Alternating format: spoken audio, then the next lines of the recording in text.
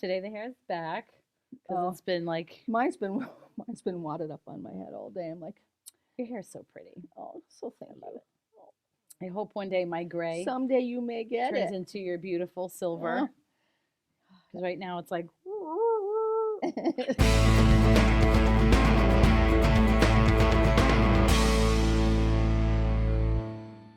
we have some stuff happening now in the industry.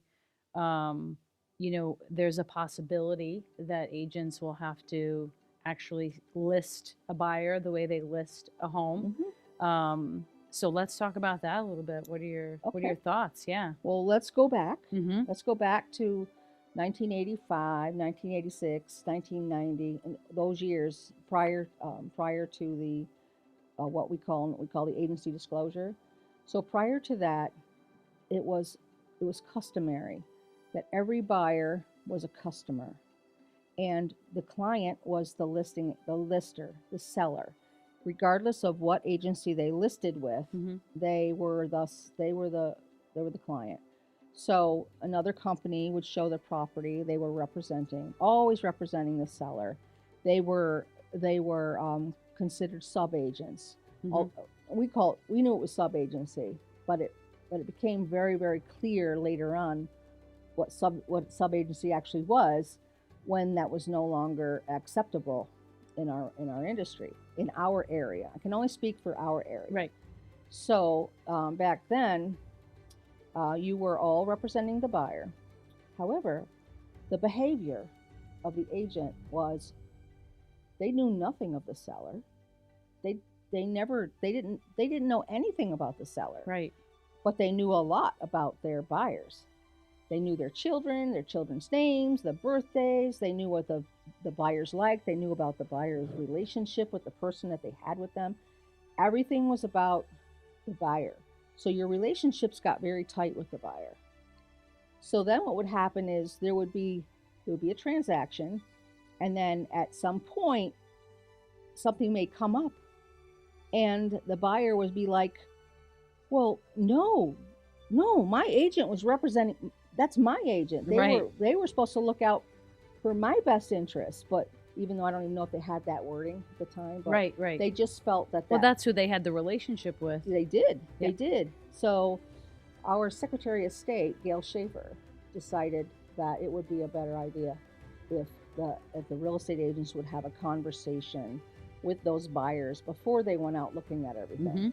So the conversation was about um, who you represent. So at that time, agents started to they started realizing that maybe they should tell the buyer, listen, I will be fair to Mm-hmm. you, and honest and fair. My dealings with you will be honest and fair, but I represent the seller. Yeah. So anything you say can and will be used against you. Yeah. And right in the court of real estate. Yeah, in the court of real 100%. estate.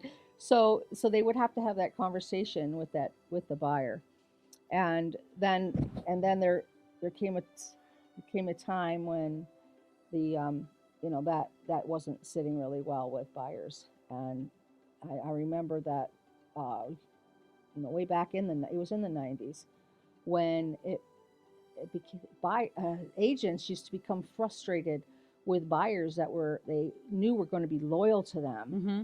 They were sure they're going to be loyal to them, and then what they would get a phone call that would say, oh, oh, you were so good. We really appreciate all the time that you took with us, all the properties you've shown us, but on our way home, we saw a for sale by owner and we checked on it, and so we're going to buy that house, and we're really sorry. Maybe we can send you a gift card or something. Mm-hmm. Yeah. That's how it went. Right. And it became a very very frustrating and disappointing thing. Our industry came up with a designation called ABR, which is accredited buyer representative. Right. And that taught agents how to represent the buyers. And there are a lot of people that took it and got it, but it didn't necessarily mean that they actually went into contract with their buyers to exclusively represent them. That was the intention, and that was the action, and it really didn't. It was okay to do that. That was what we consider like an open listing, Mm-hmm. because that there was nothing in writing contractually. There was just an understanding, and that agent would say to the other agency, "I'm representing the buyer," and they'd be like, "Great, because if you're not representing the buyer, we're not paying you." Yeah. That's how it was back Right. then. So then what would happen is the buyer's agent would be compensated the amount that the listing agency had offered out as cooperative, as the co-op compensation, the buyer agency compensation. So it was easy for agents to just go ahead and stay with the easy. Mm-hmm. Don't ask this person to put their loyalty in writing, because they didn't want to push Correct. them. They didn't want to didn't want to be too pushy. Well, that's hogwash, because when we list the property, especially in today's day, we don't list the property open. No. We do an exclusive right to sell, because we know we're going to have a lot of time and money put into that. Absolutely. Mm-hmm. If you do it right, yeah, then If you do it right, yep. correct. What we're seeing now, though, in the industry is that there are MLSs that are no longer requiring listing agencies to offer cooperation to the buyer's agent, or if they do, it just has to be a little bit. Yeah. But see, the problem with that is in if you lack an exclusive right to represent agreement, where you have the understanding with your client, the buyer, Mm-hmm. ahead of time how much you are going to be compensated. If you lack that, then you are totally at the mercy of what a listing agent is offering you. Yep. And so they're going to dictate your business. Yes. So what we need to teach our agents is that they need to mind their own business. Yeah. So Yeah, that's important that they learn that now.